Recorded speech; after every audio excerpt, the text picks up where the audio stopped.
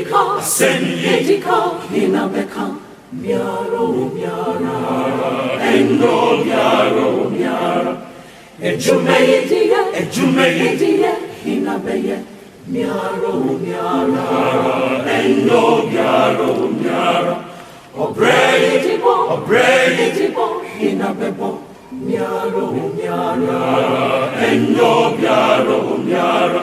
Asemi besini kwemwa miara. Asemi miara. Asemi besini kwemwa miara. Inabebo. Asemi besini kwemwa miara. Inabebo. Obrai besini kwemwa miara. Inabebo. Miara. Endo miara. Asemi besini kwemwa miara. Asemi miara. Sina beko inabebo. Sina beko inabebo. Obrai besini kwemwa miara. Miara. Endo.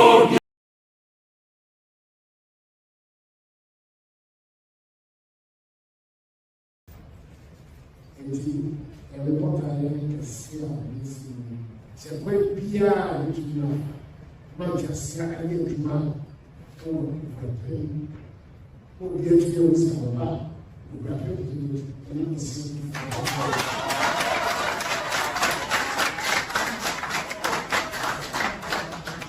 Et là, il y a un temps, il faut refaire un sourd. What I can say, with the people in several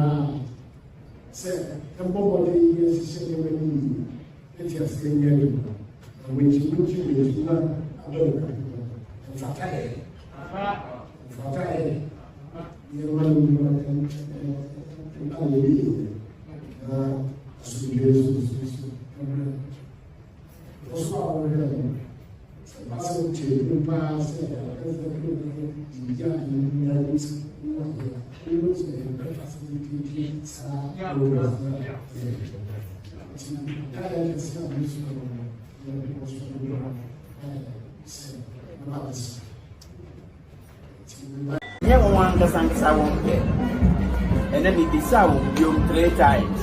Said them 40 and I am found with me. As someone can say, and your woman and on better and you see regional house can't say young boy, young boy, Yinia, one said, Nam said, ain't he? Now one more can say, you see regional house of chiefs. Say, yen son come back. Not in Yamping Funu here. Non fighting my as mine. Non Fancoman Abia. Non power. Who's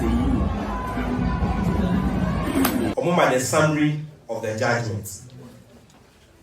And in that summary, and almost say, almost affirming the judgment of the Judicial Committee of the Eastern Regional House of Chiefs. It means say the judgment of the Eastern Regional House of Chiefs is valid and binding. It's valid, and so the Omo say once almost say enuna Omo affirming no, eno offer eno which is available right now. Now really obetin say bia. And I don't say beer and then you show beer on the judgment. Oh, it's no, sorry, Obia says no. Emra bo say on mine me ka say ya dem ko court say my like I feel contempt, right? Contempt. And also that case no Akuapem episode 2.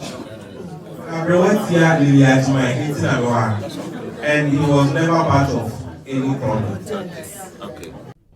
President Opa ena yenya ntie say National House of Chiefs won bu asem no wie no be hia enura na o ma gazette kojo kese say Okuapeman ni enti no enura anopa na no na national hene na na kwesi omna ko otutu abie eko Kumase yede na abia enum asem ehye krata so ena me sign ye se ne lawyer na ode ko Kumase ni enti a na abia appeal to mo journalists no say montro say the rule of law must work no ena be chire mu National House of Chiefs embu asem no wie no enra omo ko trans approve Kojo Kese Gazette nomination na ni etini say Kojo Kese in some course yi nyina no onka ho nti so onka ho a court bi ani wa pom de nia ombi sae no de bema no yenya ne sa anti lili esama na bia no wan fa Kojo Kese din anshem se Kojo Kese ena okwakosi ni hine ena na bia mpene or say she was sidelined, she was ignored. Inti sa two brofu two mbe hu okrata anu inti e call court no say she should not be sidelined, she shouldn't be ignored. Inti na bia mfa no hye ne yam enka wo ye adwuma no na bia ye National House of Chiefs enwie asem na den ena court transe approve say e ka say the standing committee of the National House of Chiefs they share say ochina National House of Chiefs be share finally omampanyin nanado betra mu bi na oma pronounce approval eno enti ene say omo semuni be Akuapemfo yenye basabasa enti obi anye basabasa nanado president or a lawyer Council of State chairman oye Council of State president oye Nana Otuo Srebo no oye engineer but ohine mapa onim ahin and ahinsem Council of State former Chief Justice Georgina Wood owo onim say asem koso a yembu yani nguso Lawyer Sami Okujeto or Council of State impanyimfo wo nyina nim se nia ekoso no enye ne kwan so na mom obi antumi nkasa na abia gina ho amayen wakasa o se ono on ye kitikiti if you say oye Okuapehima udi mraso o de mra na ejuma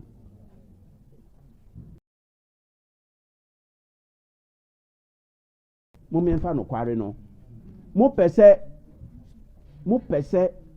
asumdwe eba Okuapeman mu a yesre mo nka no kware no mamo nchia ne ekoso na nyefe patapa asem na ekoso no mpanyimfo se obia oye patapa ni no munim se ne ote nti se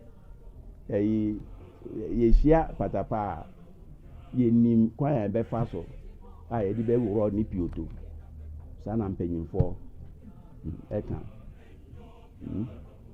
patapa pioto ye de patapa ye de ma you aso an de be kan enu nti me masema ne say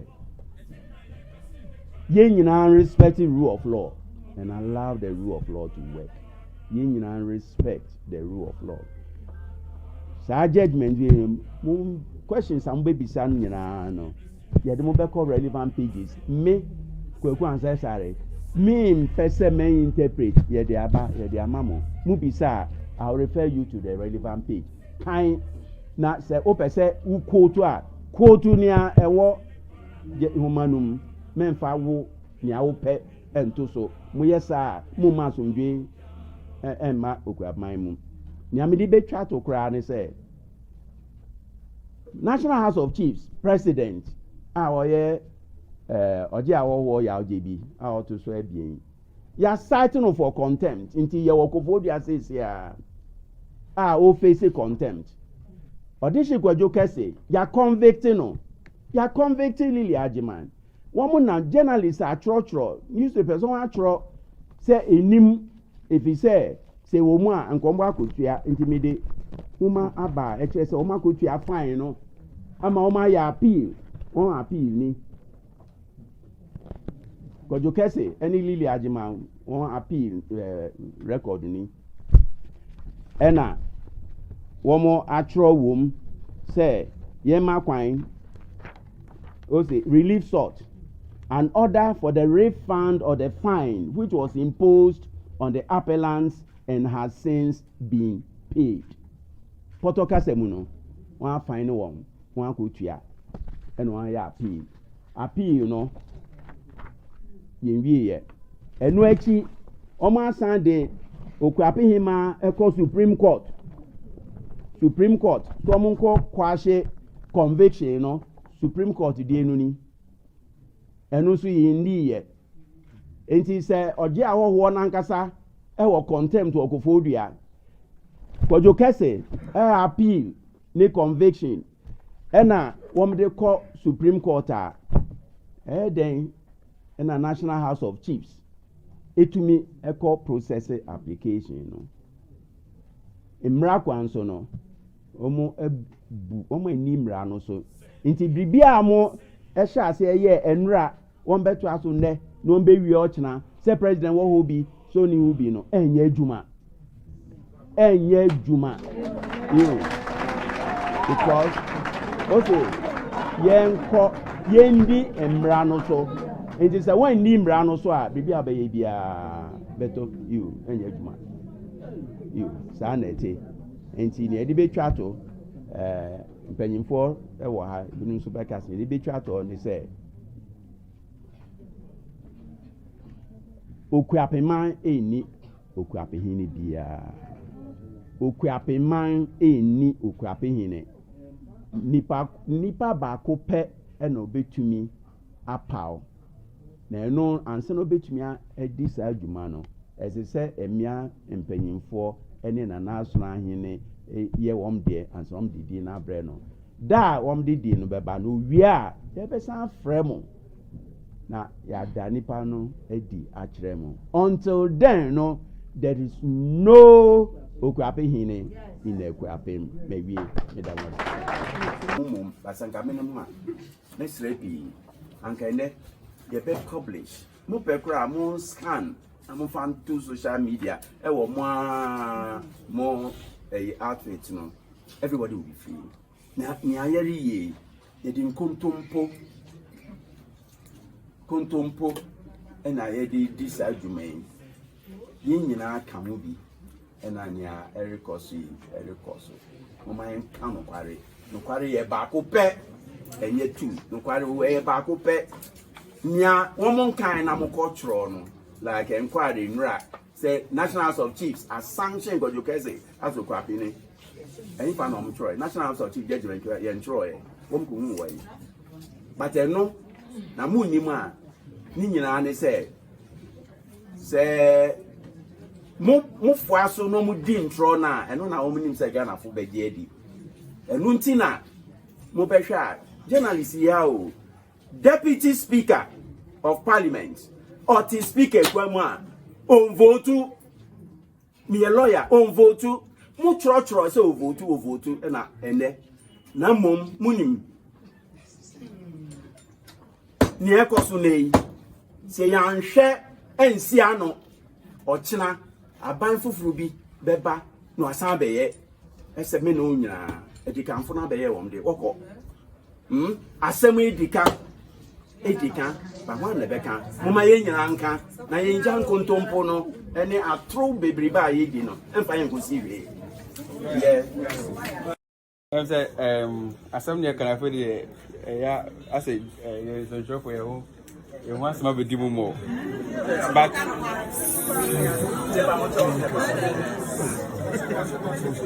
I don't know, the old canon, Metias here. But in as much as Metias here, Ultimu and Blumi be because the Amudi Mayeno and no, I need the call. Asamono, I hear Hunyana in United say, Bakun Canocre. Bakuno Canocreno, and then journalists for a brave regional head. Because Bakun Canocre. Midha, Oka was a million and my confused. Near Casacasa. My confused. Ceciano, me persemihu. National House of Chiefs for now almost a month back to the process. The same National House of Chiefs for now as a trans a gazette now. You, woman, and nothing I make now be a say. Second, or appeal to them to respect the rule of law. Now, I'm far and rano and yet Juma. second, Casabebu. Matias. You trust them so a passamka. Something I said. Esan said President didn't want Jim. Mature letter. Bakuni, so I'm not there. Fact. The true letter command Council of State say Ochana number acknowledge receipt 14th October 2021. 14th October.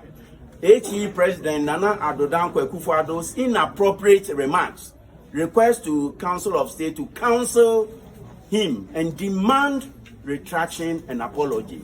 And I'm signing here. I'm a copy no kind.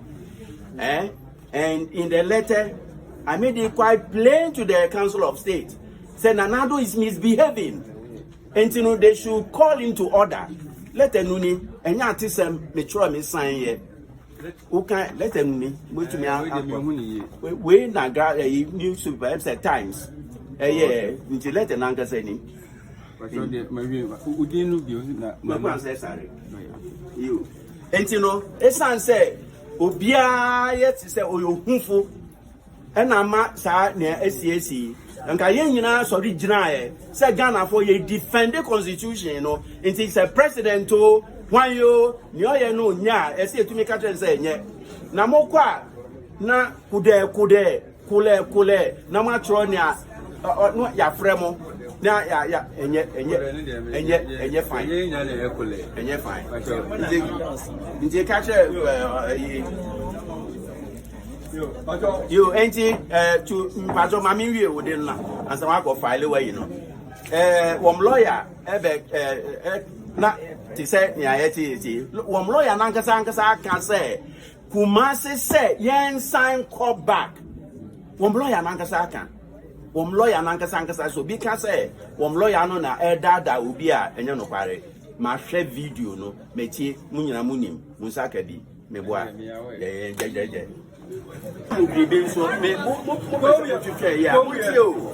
Yeah, call Kumasi no, yeah, appeal no.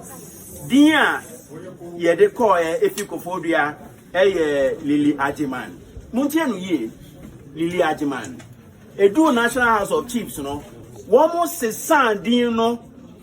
Ewo National House of Chiefs, no more no Lily Ajiman Newman. A son say.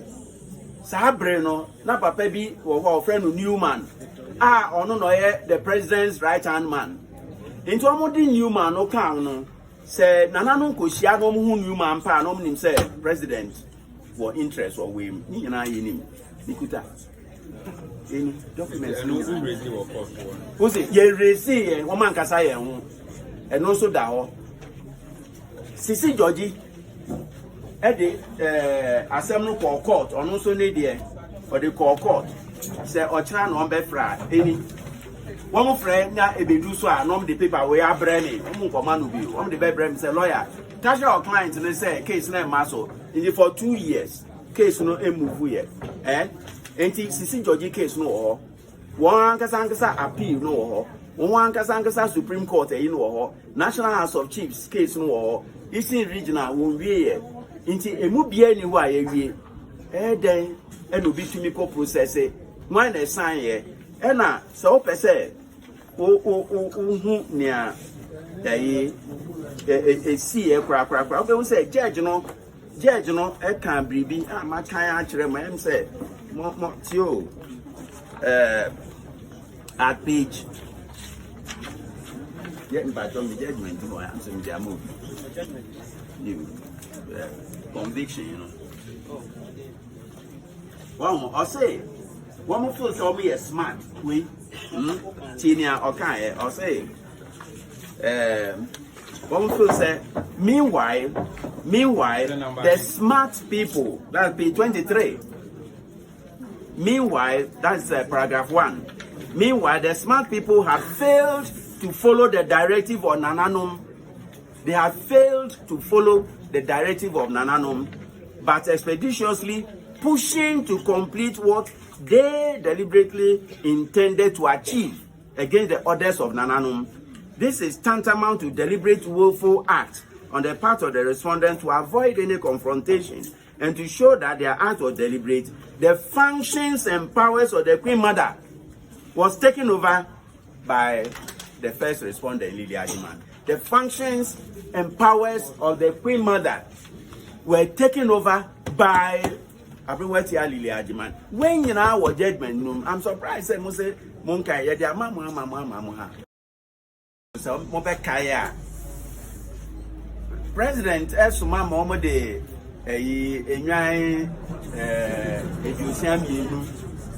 say one fan call Panabiacho. You know, maybe say journalist Muntio Obia or say why Bibia or Emrakwansono. Aden and sell some causes are and answer and I say wafum into your patcho. So we be a one from here.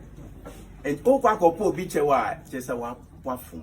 So I say, Sir, as some a kunkongo. So, and no conviction, you know, ye and one Supreme Court, one discontinue, and I cause papi, ni na wo. Nti na say me a lawyer ni.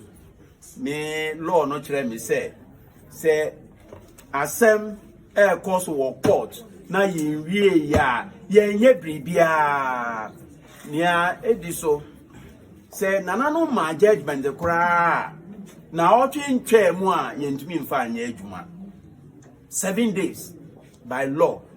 It is an ananum buy cry, but one buy one catcher and say, one may hard press for time. Until no one to me, I can. Yes, someone called Kufobia and Casamon every bit. Moye, Munye, Monsanco, Amoncofa Kufobia Mano, Namundiso, Pepe. Now, can any? I'm a person who can't see the other mind.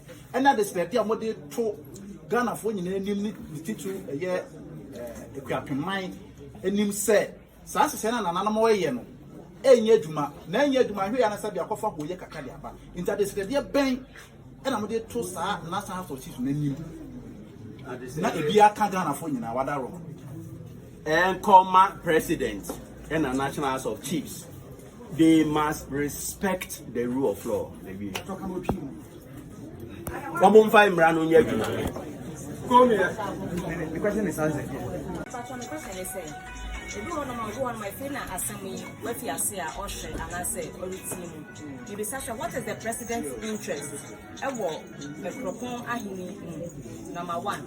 The young person be say, that bank, and I'm more person, most to an answer, much and say, a year, must say, a National House of Chiefs, or more report, and I say, almost last week, now, the man on Monsa, Ebeka. I was say, I believe, and I was saying, Monsaka, Renachum. And I said, "What's what kind of one trouble or the one such and class and I want the mamma and when you be at us in crata." You, me, my first question, say president interest. Yeah, we Akuapem yinim. President eko ahimfie ho e no koma akwadwokese nsaso say ono na wa anointing no Ghana for pew Ghana for pew obeye enu achi no e no sanko kasa say nia bibia so ya akwadwokese be Okuapem obeye enu ho na mature council of state so openyin kasa sa. It is a council of state at transit ama nana abe kasa nsem no e wo honom na omomfa no kokokwam nomkotunufo openyin kasa sa e be si ne nya hu muaye papers no publish here enra letter na national inde call e da social media ya wono council of national house of chiefs na mo pese mo tifi manu a meka bribe ekoso of mine we mono e man hu ntoye na nanu ma omti national house of chiefs no ye bribe wo ma anka wo nya nia o ma ye no say you bribe me kaye wo mo bogu ye esan si subio say nanu pesa asumdwe ba anka wo mo nka nche ye say ye nsan kokofo dua wo mo kan no yawada and Adwada, Wamako process, the same house. One more interest in them. A briber, yet the amawo. Say president to me brain and no, said Bibia Bea, a Bemako, you can say, aye, Okuapem, obey, as if I say. Into honor, what chinchim woman, sir. National House of only woman, Ginny, and one course of Supreme Court, and then I course Supreme Court. Na Supreme Court judges 7 no mu nyina 7-0 na newspapers Supreme Court bounces yanhwe no yi a eseme no yen chirima mumma yen sori nyina ho na nia mpanyimfo no ya enye no mu journalist mu ntumi nka nkyere wo say civilized nation bi ani ho saa de we be koso nia yehia eneska ewo ye mboto mu a ye behwe ye ma enye bribe a obi kwa akoje na wama obi hu akire no wo baabi nti masema me de ma national house of chiefs yi president Roma citing Okuapem bribe a oje ye Okuapem court togba afede won mu yinu fi ho because no kan kware me de court ni nsuro ni lawyer ni nsuro ya kire me say time bia no ni nya kokuduro e fa nkasa nti mamu we akoye say we me na mu bisa me question anka mu two questions from command national house of chiefs na mu bisa o ana mu ntro command anado what is your interest in this matter president chunwu fi asem nu nkai na mu fi wa mo be kwa tro bibia na nado fa paper na now I try yes I'm achieving my aim Mr. Muki Ghana say ya, say my